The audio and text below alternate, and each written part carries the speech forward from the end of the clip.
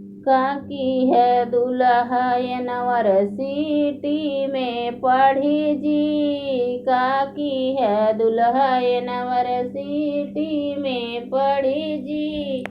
सासू मोरे मन के ससुर मोरे मन जी। सासू मोरे मन जी।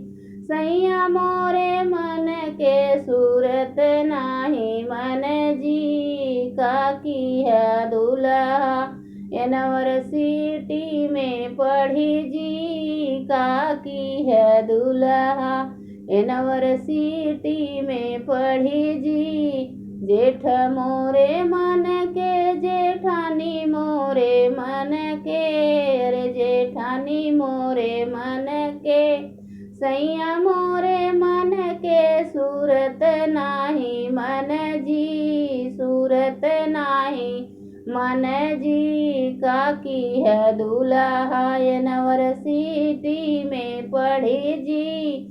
काकी है दुल्हनवर सिटी में पढ़ी जी।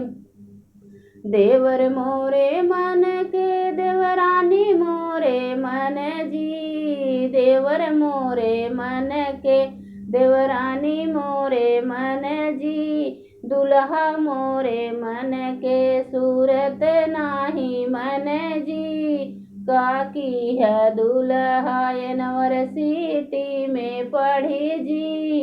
काकी है दुल्हनवर सिटी में पढ़ी जी। तोहरे त नाही आवै कख के डाड़ी जी। काकी है दुल्हनवर सिटी में पढ़ी जी।